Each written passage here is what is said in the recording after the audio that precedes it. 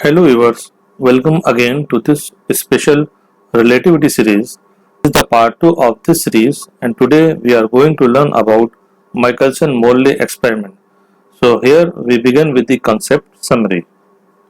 So this is the concept summary and we will deal with the introduction, need of experiment, analogy, ether hypothesis, final results obtained about this ether hypothesis and why it is called as the most famous failed experiment.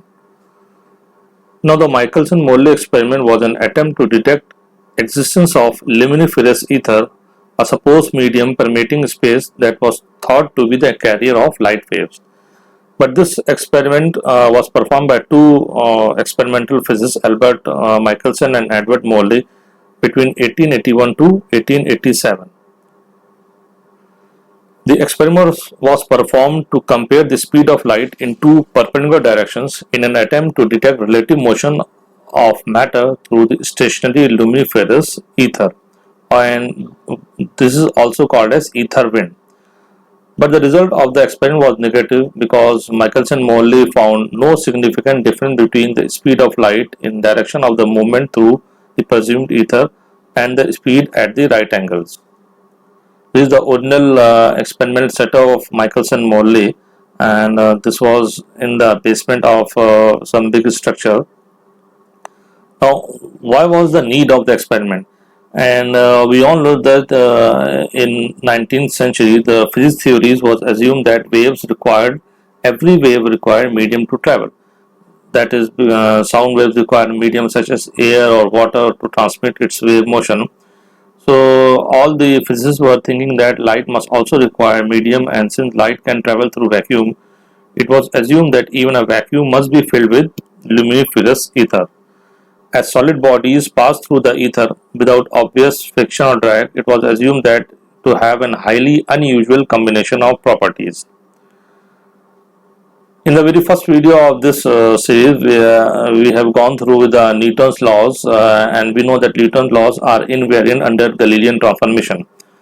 But problem began when we have Maxwell equations, and Maxwell equations were not invariant because they do not transform from one inertial reference frame to another inertial reference frame, and this was the big problem related to the electromagnetic nature of light. And Maxwell also shows that light itself is a electromagnetic waves. So how does these waves are propagating in vacuum? And the obvious answer was that this vacuum must be filled with some medium, some substance which is normally called as ether, and they name as a ether. But this ether must have some highly unusual properties. If ether is a medium through which electromagnetic waves travel, then it should have very high elasticity and very low density, because we know that the wave speed is directly proportional to the elasticity of the medium and inversely proportional to the density of the medium. But this is highly unusual because in case of vacuum, where ether is supposed to be present filled in space having high elasticity, then no solid body such as star, planet, etc. can move through it. So if ether have some this type of highly unusual properties, then the movement through this ether, like the earth is moving, the sun is moving, the planets are moving, then if somebody is having high elasticity, then it is difficult to move through that medium. So that's why it is called that ether must have some very high unusual properties. Michelson-Morley experiment, this is a one such a setup, and you can see there is a source, there is a beam splitter, there is a two mirrors and detector, and both the mirrors are having are equally distance from the splitter, L distance in this case. So with this animation, one can understand the very nature of Michelson-Morley setup. You can see there is a light source, there are two mirrors, mirror 1 and mirror 2, and there is a half silvered mirror, and there is a detector. Now the two mirrors are placed exactly at the same distance from this half silver mirror, and this half silver mirror passes through 50% of the light and reflects 50% of the light through it. Now we will see that as the light source emitted light, and as you will see in the animation, then this light source, you can see this light source, as the light source emitted the light, and the 50% of the light passes through it and 50% of the light reflects to two different mirror at the far end, and they are again reflected and they will combine at this half silver mirror. Then after combining, they will come towards the detector where we will detect the intensity of the light, or you can see the interference pattern. Now, beginning with one such analogy, what we are going to here, what experiment we are performing. So there is some similar analogy with respect to this experiment. In this analogy, you can see there are two boards. One is green and one is red. The red board is moving against the current of this river, and the current of the river is 3 km per hour, and the green boat is moving perpendicular to the current of the river. The speed of these boats are 10 km per hour, and they travel to and fro, that is 2 km one side and 2 km other side. So the total travel is 4 km, and they come at their starting point. So with the simple calculation, we can calculate that there is a difference of 15 minutes between both the boats.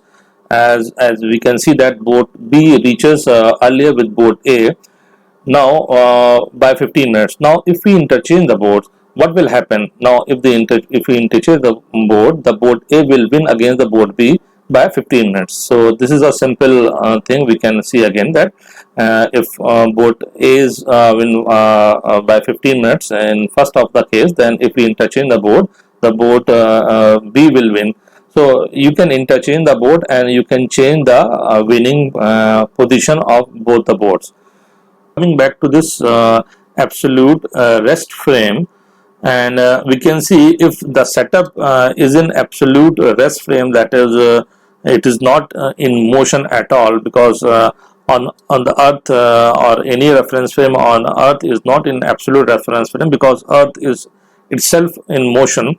So if there is a place in a universe where or you are out of earth or you are in a rest in absolute reference frame, then if we rotate the setup, then there should be no fringe shift at all. That's what we expecting this absolute rest frame, because the ether wind will not play any significant role against this experiment, or you can say with the fringe shift which we are expecting. Now we know that the earth is in motion, and if the light is coming against in opposite direction towards the earth, and earth is moving with a velocity v, then we will get c plus v. But if the same light is coming perpendicular to the earth, we will get only c, because the velocity in this direction where the light is perpendicular to the earth, the velocity of earth is 0. So but it will c plus v when it is in opposite direction. So that is the difference of velocities of electromagnetic waves, both in parallel or in perpendicular to the direction of motion of earth. Now this setup will rotate on a granite table floating in a mercury that was designed by this Michelson-Morley experiment, and we have already seen that there is a beam splitter, there is a mirror, and there is the incoming light source, and in the telescope we will see the fringe pattern. Now what we are expecting as the setup rotates, the fringe pattern will change, as I have shown in this animation. You can see, and if you again want to say again rotate, now you can see the black is becoming white and white is becoming black. As the setup rotates, there will be some shifting in the fringe, or there will be some change in the intensity of the fringe or light. So that's we are expecting with this experimental setup. So coming to this ether hypothesis once again, if the analogy of boat is replaced by the electromagnetic radiation such as light, and assuming that it travels in some hypothetical medium of ether, so in our analogy or assumption, we can say ether is like a river in which boats are moving, and boats are our electromagnetic radiation such as light. And since earth orbits around the sun at 30 km per second, it would be moving through ether. So the flow of ether past the earth from our perspective is called as ether wind. That's why it is called as ether wind, because the ether close to the surface of the earth must have property of the earth, and since earth is moving with such a velocity 30 km per second, then ether must also moving with that earth, and this movement of ether is called as the ether wind if it is there. And it was also assumed that the speed of light should change due to presence of ether wind. That means if the light is going in direction of the ether wind, it has different velocity, and if the light is going against the ether wind, then it must have different velocity. In both the cases, light have different velocity. This was the ether hypothesis. Now, how it works, Michelson-Morley experiment, we will see in how it works. In Michelson-Morley experiment, a white light is sent through a half silver mirror, and it used to split into two beams traveling at right angles to one another. We will also see one animation which will begin shortly. After leaving the splitter, the beam travel out to the ends of the long arms, where they are reflected back into the middle by small mirrors. They then recombine on the far side of the splitter in an eyepiece, producing a pattern of constructive and destructive interference, whose transverse displacement would depend on relative time it takes to transmit the longitudinal versus transverse arms. And if the earth is traveling through the ether medium, the light beam traveling parallel to the flow of ether will take longer to reflect back and forth than would be the beam traveling perpendicular to the ether, because the increase in the elapsed time from the traveling against the ether wind is more than the travel time saved by the traveling wind with the ether. So Michelson expected that Earth's rotation or Earth's motion would produce fringe equal to the fringe shift equal to the 0.0 fringes per wavelength, and this was they were expecting, but however they didn't get this result, and that's why it is the most famous failure experiment. They get 0.018 fringes per wavelength, but that was also due to this aberration effect. So beginning with this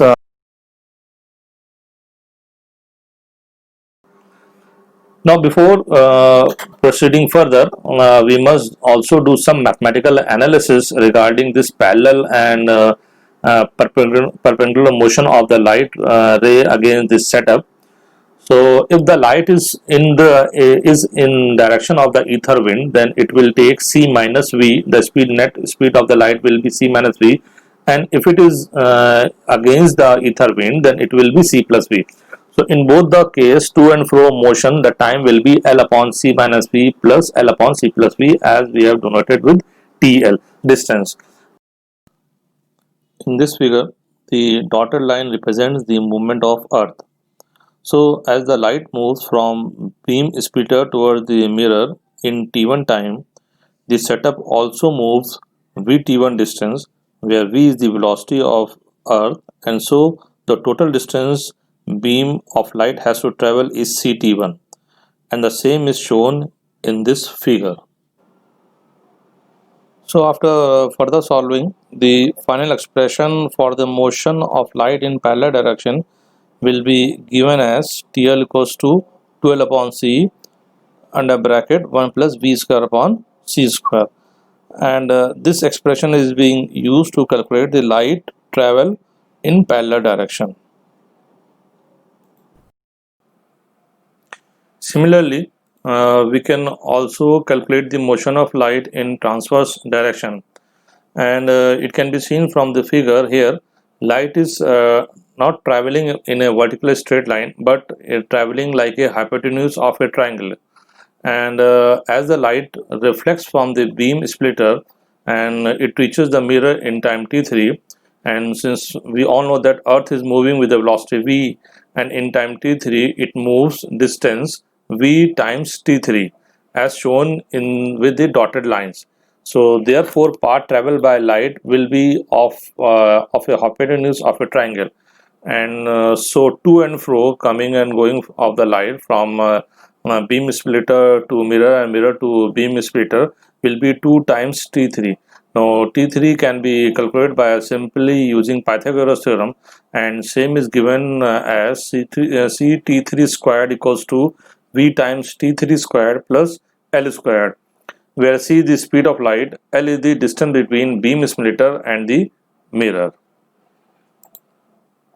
So final expression of motion in transfer direction will be 12 upon c 1 plus v square upon 2c square. Now these are two final expressions. You can see TL, which is in the parallel direction, and TT, which is in the transverse direction.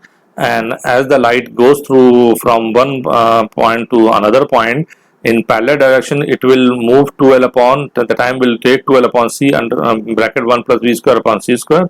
And in perpendicular direction, by using Pythagoras theorem, we have already seen that we will calculate 12 upon c in bracket 1 plus v square upon 2c square. Now we also wanted to calculate this time difference before rotation because it is in similar to this boat experiment we have already seen. We wanted to calculate the time difference between the boat. So S1 is the time difference before rotation, TL minus TT. We'll see this simple mathematics. Now one important question raises here is that why we want to rotate our experimental setup. And the very reason behind this is just the analogy of boats. As we have swapped the boats and we get the time difference of both the boats was always 15 minutes. So if we rotate our experimental setup, the parallel beam will be replaced by transverse beam, and transverse beam will be replaced by parallel beam, vice versa. And this due to this, interference pattern will change and there will be shifting of fringes on our detector. And if we can detect the fringes shift, then we can detect the ether. So this is the idea behind to rotate our experimental setup, and this is very key to the experiment. Now after rotation, the time difference S2 will be TT minus TL, and we will get this expression by simple mathematics. So expected fringe shift will be N, and which is S minus S1 minus S2 upon lambda, and lambda is the wavelength, and we will get this formula 12 upon V square, 12 into V square upon lambda into C square. Now originally Michelson-Morley kept L equals to 11 meters and they took a wavelength of light 500 nanometers and they were expecting fringe shift of 0.44. So the result would be a delay in one of the light beam that could be detected when the beams were recombined through interference pattern. So again what we are doing here, and you can see the expected result will be like this. As the setup rotates completely or 90 degree, there will be fringe shifting. The fringe shift will take place. Black become white and white become black, and so these are the expected results. But what we get now, the result option that as the setup rotates, there was no fringe shift at all. Now this was a big shock to both the experimental physicists, and not only to them but to the whole world community.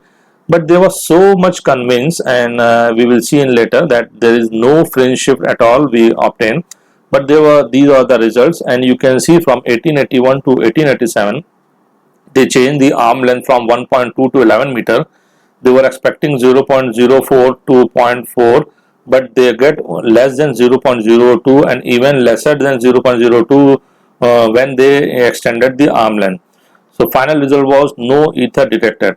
But they were so much convinced that there is some ether, and with this confidence, they again do the experiment in Cleveland 1902 to 1905 with the help of a Miller, and they further increase the arm length because they were expecting that since there is we have a very short arm length, and the wavelength of light is very small. So a small change or a small intensity or a small change in the fringe shift will not be visible in shorter length. So they increase the length to increase the sensitivity of the setup, and you can see they increased 2.2 meter, and they were expecting. Now you can see the fringe shift also increases as the length increases, and they were expecting 1.13, but finally they get 0.014, and again no ether was detected. and this was a big shock to experimental physicists, not only to them, to all physics community across the world. They were expecting that there is a ether, and which this electromagnetic waves are in moving, or light is in motion, or they are the carrier of the light waves, medium of the light waves.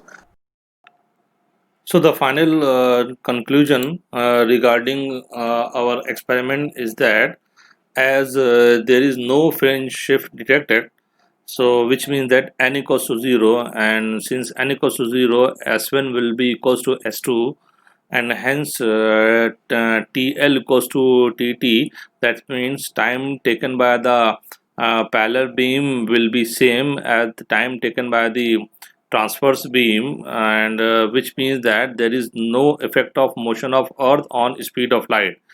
And in case of light, we can say that C plus V equals to C and C minus V equals to C. And this is a very strange conclusion, very important conclusion, and it is against the Galilean relativity principle, and it is against our common sense also, because we expect that as we move with the body and having light on it, then the speed of light will add or subtract depending on the motion of the body. And since there is no ether, there is no time difference between parallel and transverse beam, and which means that C plus V is always equals to C and C minus V equals to C. And that's why the Michelson, Morley, and later on some other physicists were not convinced with this result, and they were thinking in the lines that they have some problem in their setup. And since this was against the common sense, and that's why this is it is called as, the experiment is called as most famous failed experiment. And it becomes the experiment itself become the historical in the sense that they didn't detect ether. And that's why this experiment is very important with regard to our physics, with regard to the current era of physics, with regard to our modern physics. So that's why this experiment is also called as most famous failed experiment, because it didn't detected ether, which was expected at that time, and every physicist and every scientist at that time were expecting that the ether is present, and this created a big problem in physics.